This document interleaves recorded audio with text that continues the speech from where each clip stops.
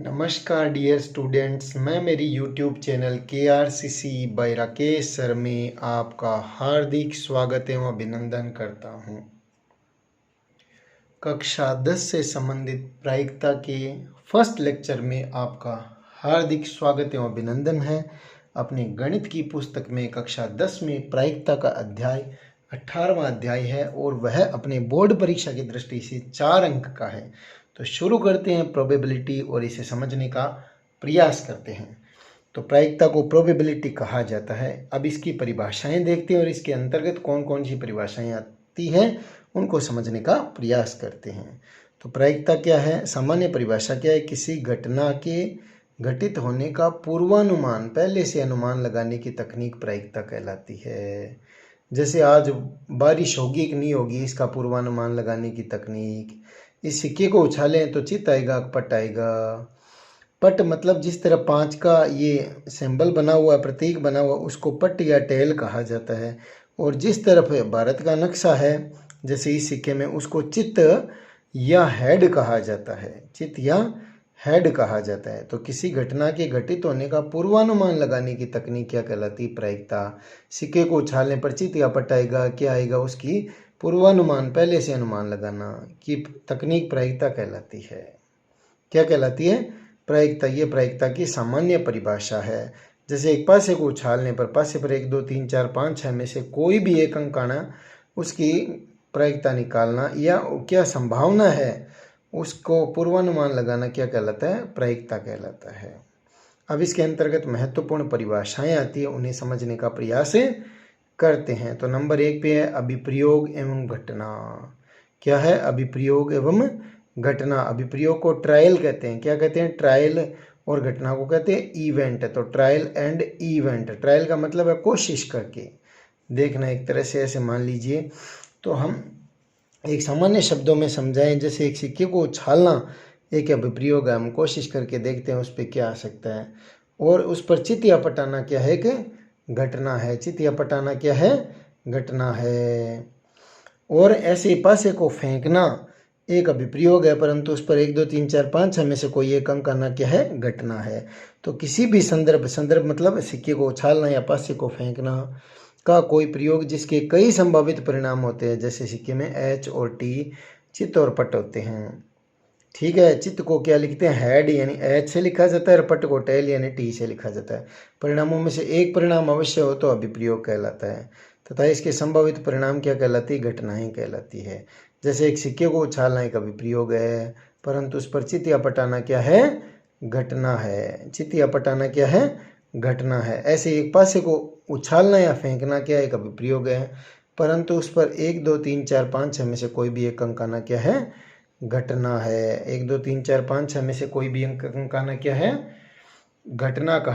जैसे ये पासा है तो इस पासे पे 1 2 3 4 5 6 तक अंक होते हैं। इसको मानक घन या स्टैंडर्ड क्यूब कहा जाता है। इसमें विपरीत फलकों का योग सदैव 7 होता है। 6 के पीछे, ठीक पीछे नीचे की ओर 1 लिखा होगा और 1 के पीछे 6 होगा, 2 के पीछे 5, 5 के पीछे 2 होगा, और ऐसे 3 के पीछे 4, 4 के पीछे 3 होगा। तो एक पासे को उछालना या फेंकना एक अभिप्रयोग है, ट्रायल है, परंतु उस पर 1 2 3 4 5 6 में से कोई भी एक अंक आना क्या है? एक घटना है। इसी प्रकार एक विद्यार्थी का परीक्षा में बैठना एक ट्रायल है, कोशिश करके देखता है, अभिप्रयोग है, परंतु उसका पास या फेल होना क्या है? एक घटना है। तो पास होने को हम शुभ घटना मानते हैं तो मिठाई बांटते हैं, और फेल होने को हम अच्छी नहीं मानते, घटना दुर्घटना मानते हैं। तो ये भी घटना का ही पार्ट है। तो विद्यार्थी का परीक्षा में बैठना एक अभिप्रयोग है, परंतु उसका पास या फेल होना घटना है। तो ये हमारी डेफिनेशन होगी अभिप्रयोग एवं घटना। अभिप्रयोग का मतलब क्या हो गया? सिक्के को उछालना, पासे को फेंकना, विद्यार्थी को परीक्षा में बैठना, ये सारे अभिप्रयोग है। ताश की गड्डी में से एक पत्ता निकालना। अब घटना क्या होगी? सिक्के पर चित या पटाना घटना है, पासे पर कोई भी एक अंक आना घटना है, और विद्यार्थी का पास या फेल होना क्या है? घटना है। तो ये अभिप्रयोग एवं घटना हमारी डेफिनेशन हो गई क्लियर। अब अगली डेफिनेशन की तरफ चलते हैं। नंबर 2 परिभाषा है प्रतिदर्श समष्टि व प्रतिदर्श बिंदु। क्या है? प्रतिदर्श समष्टि व प्रतिदर्श बिंदु।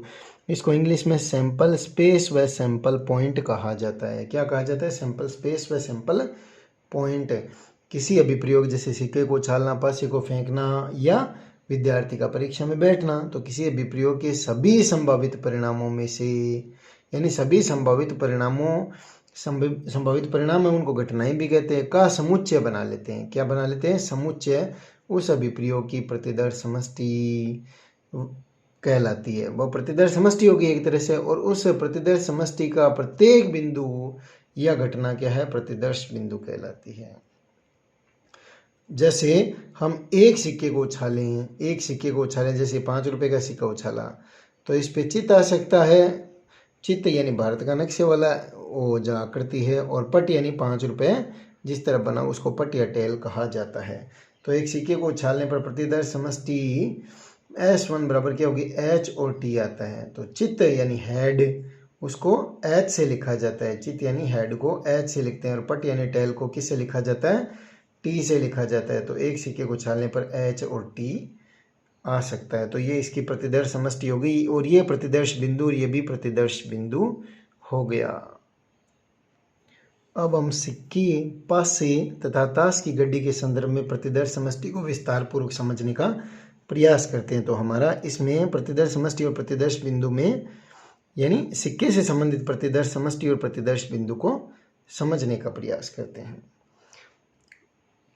तो एक सिक्का लेते हैं, तो एक सिक्के में क्या हो सकता है? 1 रुपए का सिक्का उछाला तो उस पर चित्त ही आ सकता है और पट भी आ सकता है। जिस तरफ एक का निशान 1 रुपये बना हुआ उसको बोलते हैं पट, टेल, और जिस तरफ भारत का नक्शा बना तो उसको हेड लिखते हैं हम।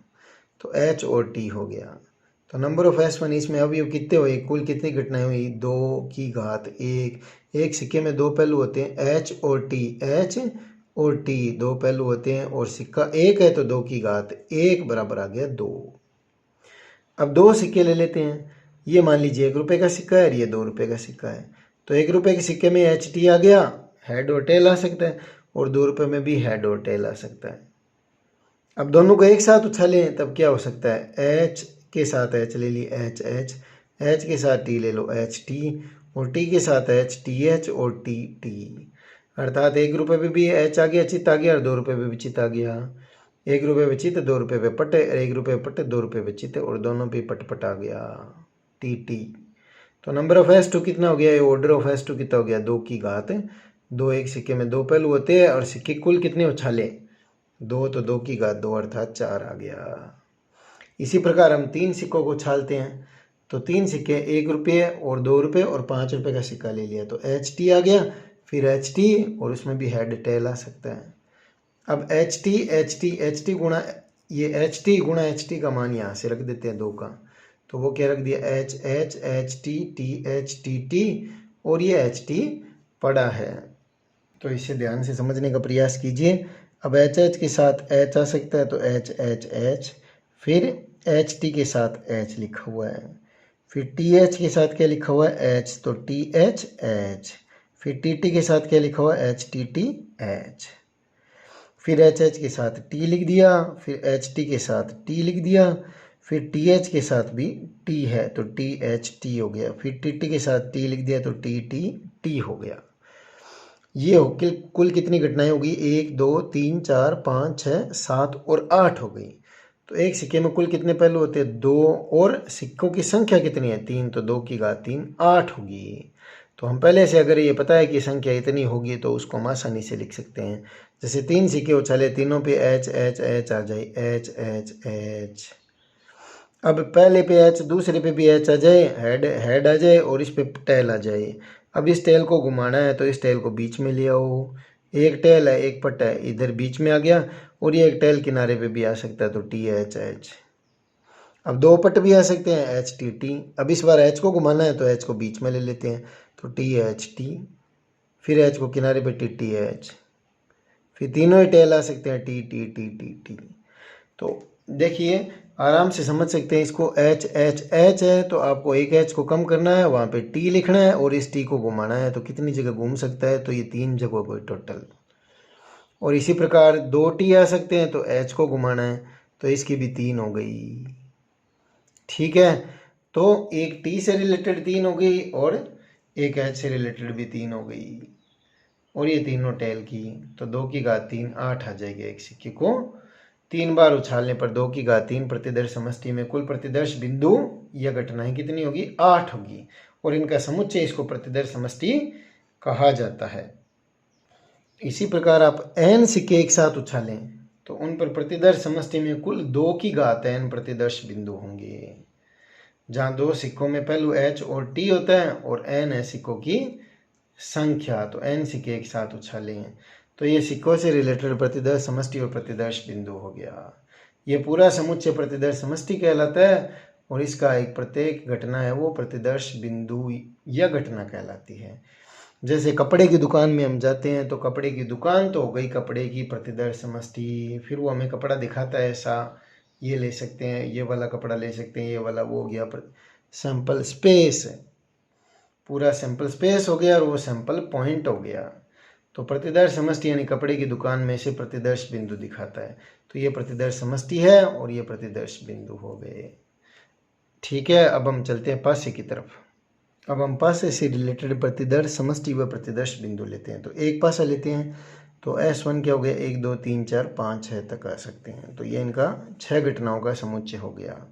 तो पासे में कुल कितने पहलू होते हैं? पहलू यानी ये फलक कितने होते हैं? 6, तो 6 की घात 1 अर्थात 6 घटनाएं होंगी।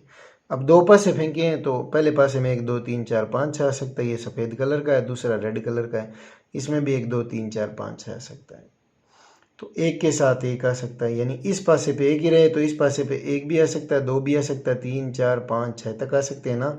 तो एक के साथ एक के साथ 2 और एक के साथ 3 और एक के साथ 4 और एक के साथ में 5 और एक के साथ में 6 आ सकता है। अर्थात इस पासे पे एक रहे और इस पासे पे 1 2 3 4 5 6 तक आ सकते हैं। अब इस पासे पे 2 हो गए तो 2 के साथ 1 2 2 2 3 2 4 2 6 तक हो गए। इसी प्रकार इस पासे पे 3 आ जाए और इस पे 1 2 3 4 5 6 तक आ सकते हैं। तो 3 1 से लेके 3 2 3 3 3 4 3 5 3 6 तक आ सकते हैं। और इस पे 4 1 4 2 4 3 4 5 4 6 तक आ सकते हैं, यानी 4 1 से लेके 4 6 तक हो गए। 4 1 2 4 के साथ 1 2 3 4 5 6 तक आ सकते हैं। इसी प्रकार 5 1 5 2 5 6 तक ये आ सकते हैं। और 6 के साथ में भी 6 1 6 2 से लेके चलते चलते 6 6 तक आ सकते हैं। अर्थात एक के लिए 6 घटनाएं हैं तो 6 के लिए 6 अर्थात 36 हो गई। पूरी कितनी हो गई है? 36। तो 1 1 1 2 1 3 1 4 ऐसे करते करते लास्ट में 6 6 तक टोटल कितनी घटनाएं होगी? 36। तो नंबर ऑफ S2 लिखा है इसको। नंबर ऑफ S2 या ऑर्डर ऑफ S2 बराबर क्या होगी? 6 की घात 2। एक पासे में 6 पहलू होते हैं, 1 2 3 4 5 6 तक फलक होते हैं, तो 6 की घात 2 तो 36 आ गया। इसी प्रकार हम n पासों को एक साथ उछालें तो प्रतिदर्श बिंदु कितने होंगे? 6 की घात n हो जाएंगे। 6 यानी फलक होते हैं और n है पासों की संख्या, ये ध्यान से देखना। अब हम चलते हैं ताश यानी प्लेइंग कार्ड्स की तरफ। ताश की गड्डी की तरफ चलते। आप लोगों ने ताश की गड्डी भली भांति देखी होगी। तो कुल कितने पत्ते होते हैं इसमें?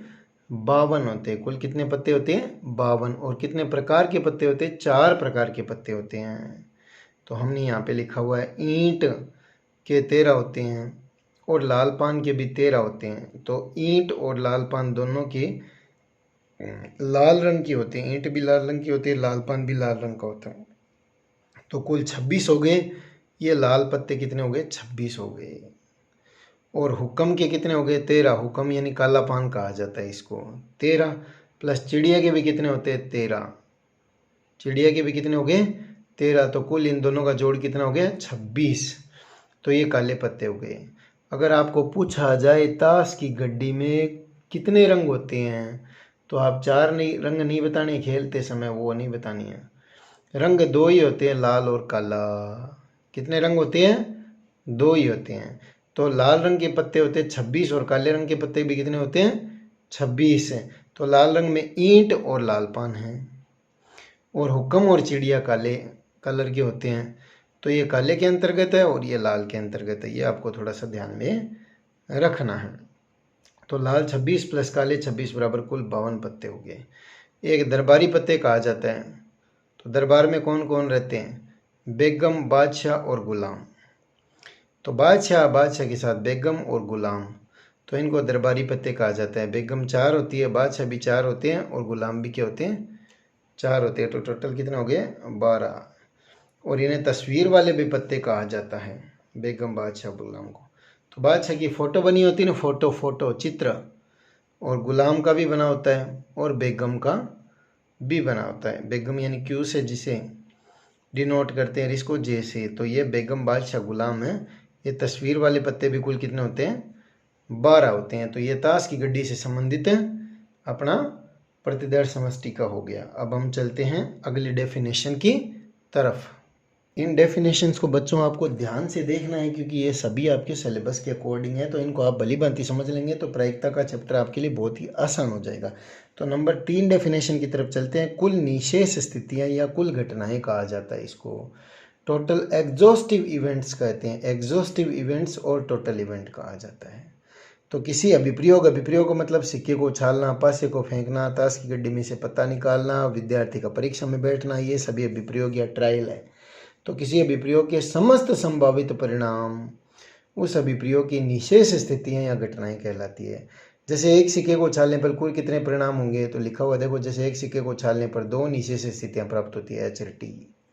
और 2 सिक्कों को उछाले तो 2 की घात 2 4 आती है, और 3 सिक्कों को उछाले 2 की घात 3 8 आती है, और n सिक्के को उछाले तो 2 की घात n। हम इनकी चर्चा कर चुके हैं प्रतिदर्श समष्टि और प्रतिदर्श बिंदु में। उन सभी की संख्याएं लिखनी है, वो कितनी हैं, वो निशेष स्थितियां, कुल घटनाएं। इसी प्रकार एक पासे को फेंकने पर 6 स्थितियां बनती है और 2 पासे को फेंके तो 36 बनती है। और ताश की साधारण गड्डी में से 2 पत्ते खींचने की निशेष स्थितियां 52C2 के द्वारा लिखी जाती है। इसकी चर्चा हम विस्तार पूर्वक करेंगे, ये थोड़ा उच्च क्लास का है। ठीक है, आगे चलते हैं अगले डेफिनेशन पे। अब यादृच्छिक प्रयोग नंबर 4 पे रैंडम एक्सपेरिमेंट बोलते हैं। यादृच्छिक प्रयोग यानी जिसके बारे में आप पहले से कुछ नहीं बता सकते कि अमुक घटनाएं घटित होगी। तो किसी अभिप्रयोग के समस्त संभावित परिणाम पूर्व से ज्ञात है। जैसे सिक्के में अपने को पता है एच और टी आता है, 1 रुपये के सिक्के को उछालें, 2 रुपये को उछाल लो, चाहे 5 रुपये को, एच और टी आएंगी। तो अभिप्रयोग के समस्त संभावित परिणाम तो पूर्व से ज्ञात है। पासे को फेंकने पर 1 2 3 4 5 6 में से कोई एक अंक आएगा, परंतु हम यह नहीं कह सकते कि पासे को फेंकने पर यह ही अंक आएगा। ये कह सकते हो क्या आप? नहीं कह सकते। तो ये यादृच्छिक है, रैंडम है। तो परंतु किसी भी घटना के घटित होने में अमुक परिणाम ही घटित होगा, यानी यही घटित होगा, यह पहले से नहीं बताया जा सकता। तब उस घटना से संबंधित प्रयोग यादृच्छिक प्रयोग या जो भी एक्सपेरिमेंट है वो रैंडम एक्सपेरिमेंट कहलाता है। रैंडम का मतलब है वो अपने आप घटित होगी घटना, उसके बारे में हमें बता नहीं सकते कि यही घटना घटित होगी। क्या हमें यह पता है कि इतनी घटना घटित होगी? जैसे सिक्के को उछालें तो चित्त या पटा सकते हैं। एक सिक्के को उछालने पर कुल परिणाम 2 क्या है, चित्त व पट है, परंतु सिक्के को उछालने पर चित्त ही आएगा, यह नहीं बताया जा सकता। तो इस अभिप्रयोग को रैंडम कहा जाता है। रैंडम का मतलब है सिक्का न्याय सिक्का होता है, वो अपने हिसाब से आता है। पासा भी क्या होता है, न्याय पासा होता है, उसमें से कोई भी अंक आ सकता है। हम यह नहीं बता सकते यही अंक हमारे उछालने पर आएगा, तो इनको रैंडम एक्सपेरिमेंट कहा जाता है। तो ये चौथी डेफिनेशन समझ में आ गई। अब 5 नंबर में चलते हैं। अब 5 नंबर डेफिनेशन है अनुकूल घटनाएं। तो किसी अभिप्रयोग के विशेष घटना के घटित होने की सभी स्थितियां अनुकूल घटनाएं कहलाती है। जैसे मान लीजिए, यानी ये बोल रहा है किसी अभिप्रयोग में विशेष घटना के घटित होने की स्थितियां अनुकूल घटनाएं कहलाती है। जैसे हमने एक पासे को फेंका तो पासे पर 1 2 3 4 5 6 अंक आते हैं, तो ये तो निशेष स्थितियां कुल घटनाएं होंगी। लेकिन सम संख्याणा, विषम संख्याणा, ये मान लीजिए अनुकूल घटनाएं। तो सम संख्या को कौन कौन सी होती है, 2 4 6, विषम होती है 1 3 5। तो किसी अभिप्रयोग की विशेष घटना जैसे सम संख्याणा, विषम संख्याणा, सिक्के को उछालने पर चित्त आना या पट आना, ये विशेष घटना की घटित होने की स्थिति अनुकूल घटनाएं कहलाती है। जैसे एक सिक्के को उछालने पर चित्त आने की अनुकूल स्थिति क्या है, एक सिक्के को उछालने पर चित्त आने की अनुकूल स्थिति एच ही है, क्योंकि एच टी 2 आ सकते हैं, उसमें ये चित्त एच ही है। तो एक पासे को फेंकने पर सम संख्या आने की अनुकूल स्थिति कितनी है, 2 4 6। अब एक पासे में 1 2 3 4 5 6 तक अंक आ सकते हैं। और ताश की गड्डी में से 2 पत्ते खींचने पर बादशाह के आने की अनुकूल स्थिति कितनी होगी, 4 बादशाह होते हैं, 4 में से 2 खींच सकते हैं, 4 सी 2 6 तरीके से आ सकते हैं। तो 4 बादशाह ना, तो पहले के साथ पहला बादशाह यानी हुक्म के बादशाह के साथ अपने पास क्या लाल पान का बादशाह आ जाए। अब हुक्म के साथ क्या हो जाए, काले पान, ये हुक्म के बादशाह के साथ ईंट का बादशाह आ जाए। तो इस प्रकार की करके ये 6 होगी। तो 4C2 बराबर क्या लिख सकते हैं, 4 में यहाँ पे क्या करना है, 4 से यानी 4 से शुरू करते हुए एक और कम करना है, 2 डिजिट लिखने हैं, 4 × 3 नीचे 1 × 2, 1 2 तक लिखने हैं। तो इनको सरल करते हैं, 4 × 3 1 × 2 को सरल करते हैं। तो देखो 4 से 1 कम करना है 2 तक, यानी 2 डिजिट लिखने हैं आपको, 4 से शुरू करते हुए 1 कम कर देना है, 4 × 3 और नीचे 2 तक लिखना है। तो 1 2 भाग दे देते हैं तो ये 6 आ जाएगी। तो वैसे भी 4 क्या होते हैं अपने पास, बादशाह होते हैं। कौन कौन से बादशाह हो सकते हैं, ईंट का बादशाह हो सकता है, और लाल पान का बादशाह, काले पान का बादशाह और चिड़िया का बादशाह हो सकता है। तो पहले के साथ 3 आ सकते हैं, दूसरे के साथ भी 3, तीसरे के साथ भी 3 है, चौथे के साथ में भी 3 है। तो टोटल यानी ये पहले के साथ में अपने पास है 4 में से अपने को 2 ही लेना है।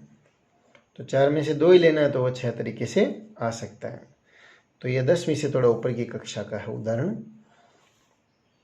अगली डेफिनेशन की तरफ चलते हैं। समप्रायिक घटनाएं, इक्वली लाइकली इवेंट्स। सम माने समान, प्रायिक यानी जिनकी प्रायिकता समान हो एक तरह से, या जिनके अनुकूल घटनाएं एक तरह से समान हो। तो समप्रायिक घटनाएं या इक्वली लाइकली इवेंट कहलाती है जब किसी अभिप्रयोग के विभिन्न परिणामों के घटित होने की संभावना समान हो। यानी कोई अभिप्रयोग है, जैसे सिक्के को उछालना, पासे को फेंकना, विद्यार्थी का परीक्षा में बैठना और ताश की गड्डी में से पत्ता निकालना, यह अभिप्रयोग है। विभिन्न परिणामों के घटित होने की संभावना, या संभावना मतलब प्रायिकता ही समझिए आप इसको, समान हो, तब ये संप्रायिक घटनाएं कहलाती है। जैसे एक सिक्के को उछालने पर चित्त व पटाना संप्रायिक घटनाएं हैं। चित्त भी एक बार आता है और पट भी एक बार आता है, तो यानी प्रायिकता समान हो जाएगी इनकी। और एक पासे को फेंकने पर 1 से लेकर 6 तक में से कोई भी एक अंक आना संप्रायिक घटना है। और ताश की गड्डी में से एक पत्ता निकालना, तो सभी के अवसर समान है, कोई सा भी एक पत्ता आ सकता है, और पासे पर भी कोई भी एक अंक आ सकता है। तो ये समप्रायिक घटनाएं हैं, समान प्रायिकता होगी। आगे आप प्रायिकता की डेफिनेशन देखेंगे, तब आपकी ये डेफिनेशन और ज़्यादा सरल तरीके से समझ में आ जाएगी। अब अगली डेफिनेशन लेते हैं। परस्पर अपोरजी घटनाएं या असंयुक्त घटनाएं, इनको म्यूचुअली एक्सक्लूसिव और डिसजॉइंट इवेंट कहा जाता है। डिसजॉइंट यानी जिनके बीच में कोई कनेक्टिविटी नहीं है, 2 अलग अलग घटनाएं हो गई। अपवर्जी है, ठीक है, डिसजॉइंट है, कोई कनेक्शन नहीं है, इससे भी समझ सकते हैं आप। तो 2 या 2 से अधिक घटनाएं परस्पर अपवर्जी कहलाती है यदि एक घटना घटित हो तब दूसरी घटित नहीं हो। यानी एक सिक्के को उछाला तो चित्त आ गया तो पट आ सकता है क्या? अब विद्यार्थी परीक्षा में बैठा, पास आ गया तो वो फैला सकता है क्या? और ऐसे ही पासे को फेंकने पर 1 आ गया तो उसी समय 6 आ सकता है क्या? तो ये सारी क्या है, परस्पर अपवर्जी घटनाएं हैं। यानी एक घटना घटित होगी तब दूसरी घटित नहीं हो सकती।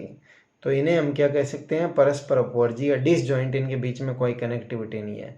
विद्यार्थी पास आ गया तो फेल नहीं आ सकता, फेल आ गया तो पास नहीं आ सकता।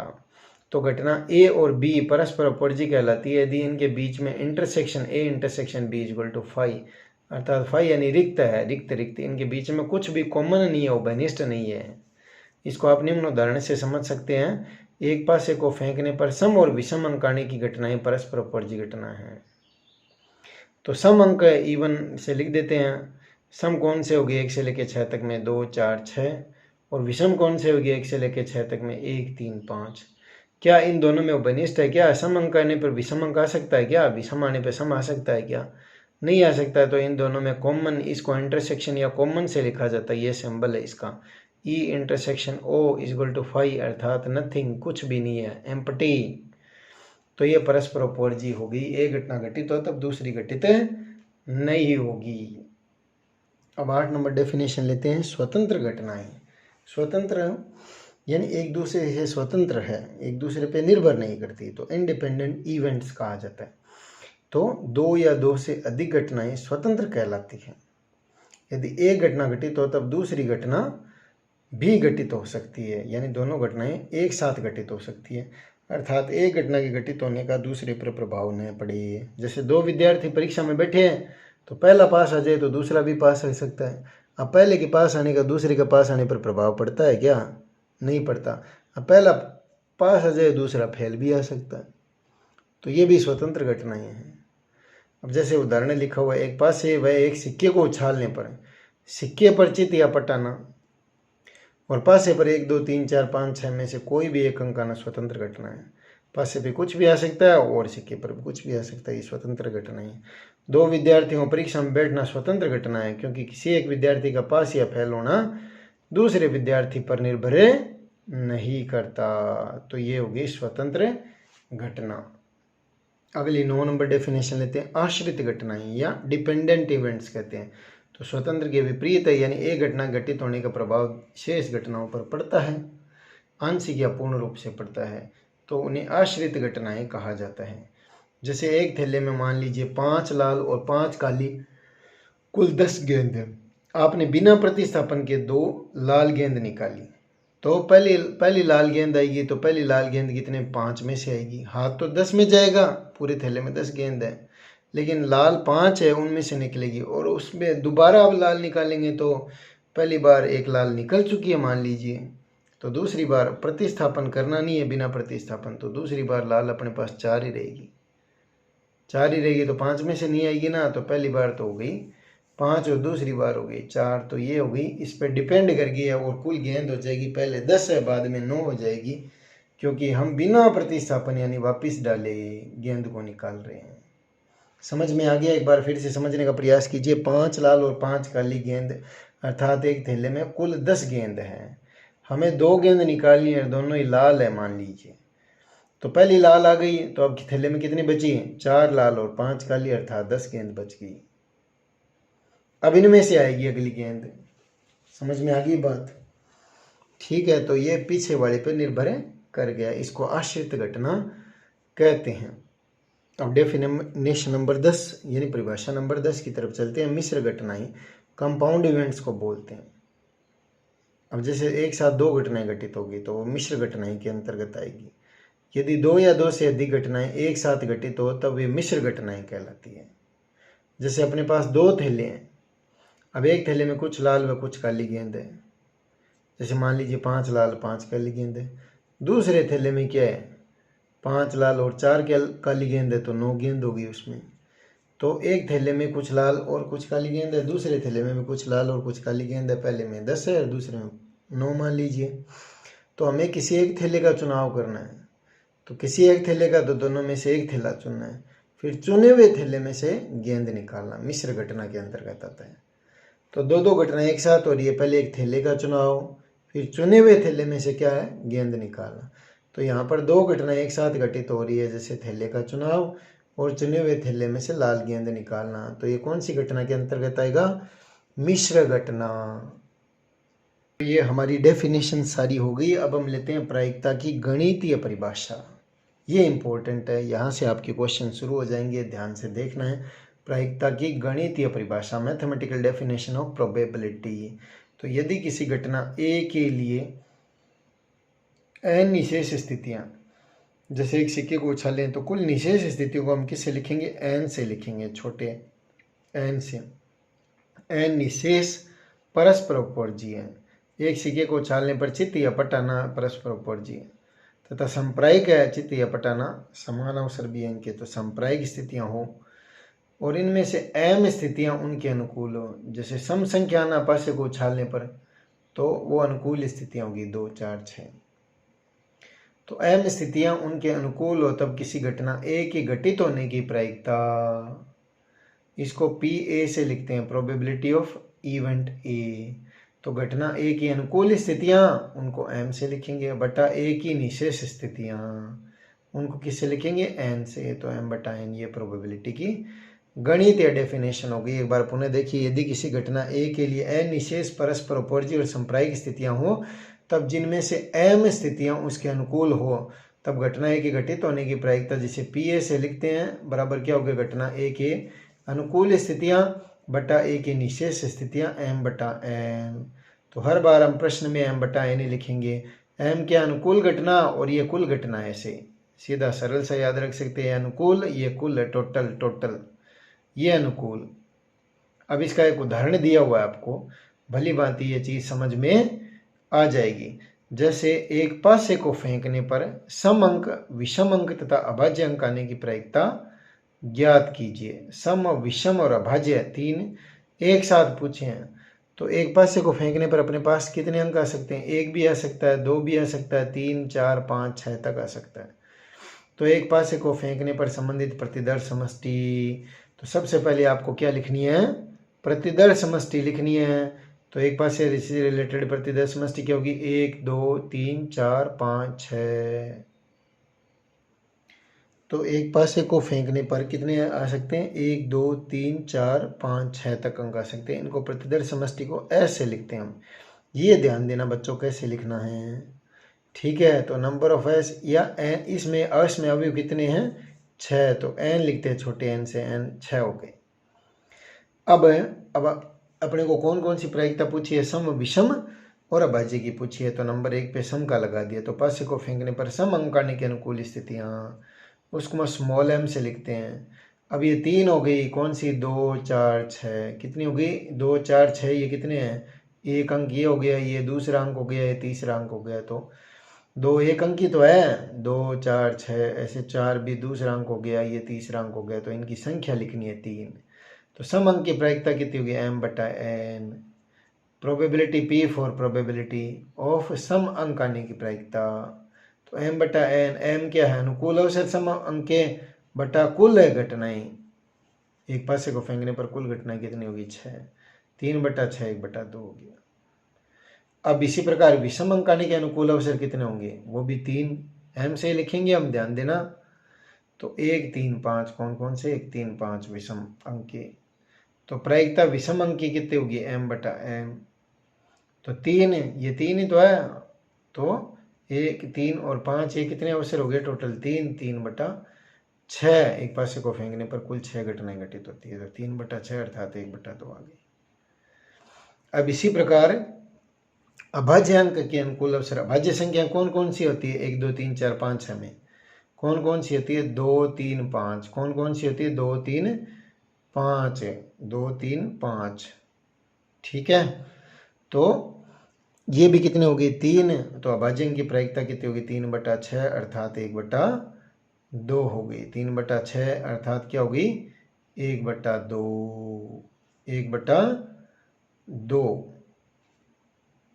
तो पासे को फेंकने पर सम, विषम और अभाज्य अंक आने की सभी की प्रायिकता 1/2 1/2 1/2 ही है। अब कुछ महत्वपूर्ण परिणाम है, इंपॉर्टेंट रिजल्ट। ये बहुत ही महत्वपूर्ण है, ध्यान से देखना है।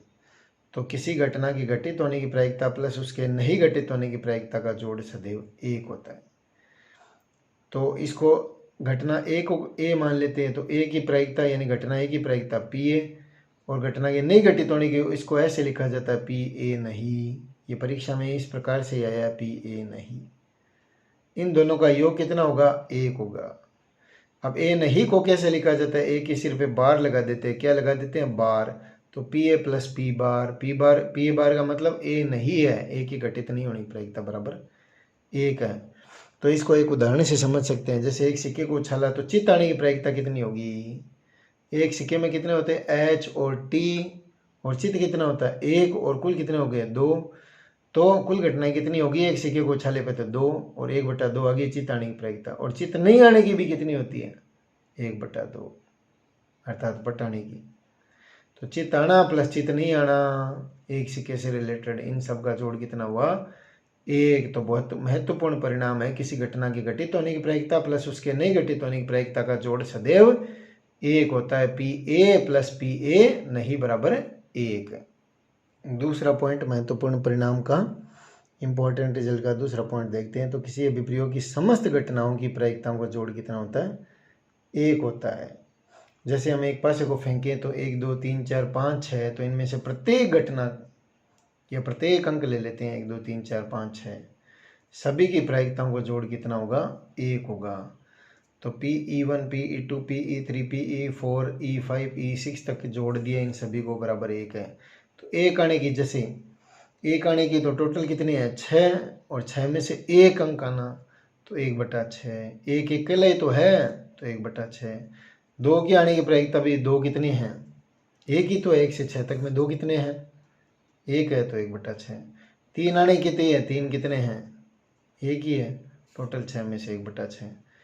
4 आने की भी 1/6, 5 आने की भी 1/6 और 6 आने की 1/6, तो 6 लघुत्तम आ गया और ऊपर 1 2 3 4 5 6, 6/6 अर्थात 1 आ गया। अब असंभव घटना की प्रायिकता, असंभव घटना की प्रायिकता तो उसके अनुकूल यानी कोई घटना घटित हो ही नहीं सकती, असंभव है, तो उसके अनुकूल अवसर 0 हो गए और कुल निशेष स्थितियां n रहेगी तो 0/n मान लीजिए, n रहेगी तो 0/n क्या हो गया, 0। असंभव मतलब जिसके अनुकूल स्थितियां 0 है, हो ही नहीं सकता, वो घटना घटित नहीं हो सकती, तो उसके अनुकूल अवसर 0 हो गए ना। और निश्चित घटना है, निश्चित घटना तो निश्चित घटना है जो जितने कुल अवसर होंगे उतने क्या होंगे, अनुकूल स्थितियां होगी, तो n/n बराबर प्रायिकता कितनी होगी इसकी, 1 आ जाएगी। ये घटना तो निश्चित रूप से घटित होगी ही। जैसे कोई स्टूडेंट पढ़ रहा है तो वो निश्चित रूप से पास हो गई, तो उसकी प्रोबेबिलिटी क्या है, 1 है, तो सारे अवसर अनुकूल अवसर हो गए उसके लिए। पेपर कैसा ही आ जाए, कोई सी परिस्थिति आ जाए, तो n/n बराबर क्या हो गया, 1। तो अपने असंभव घटना की प्रायिकता 0 हो गई और निश्चित घटना की प्रायिकता 1 होगी, तो प्रायिकता का न्यूनतम मान तो हुआ 0 और अधिकतम मान कितना हुआ, 1 है। अर्थात 0 वाली घटना, ये असंभव घटना बोलते हैं, एक प्रायिकता जिसकी, उसको निश्चित घटना बोलते हैं। तो अर्थात किसी घटना ई की प्रायिकता 0 व उससे बड़ी तथा 1 व उससे छोटी होती है। तो किसी घटना ई की घटित होने की प्रायिकता 0 से बड़ी और उसके बराबर और 1 से छोटी और उसके बराबर होती है। तो प्रायिकता में आंसर 0 और 1 के बीच में 0 आ सकता है, 1 आ सकता है और इनके बीच में आ सकता है। तो प्रायिकता 0 से छोटी कभी भी नहीं होगी, 1 से बड़ी कभी भी नहीं होगी। तो आंसर आपका 0 से 1 के बीच में या 0 और 1 आना चाहिए, ये ध्यान रखना है। तो ये प्रायिकता से संबंधित महत्वपूर्ण बिंदु हो गए। तो ये वीडियो आपको कैसे लगा, इसको कमेंट बॉक्स में लिख के ज़रूर बताएं और वीडियो को लाइक व शेयर करना न भूलें और हमारे चैनल को अवश्य ही सब्सक्राइब जरूर करें। टिल देन, जय श्री राम।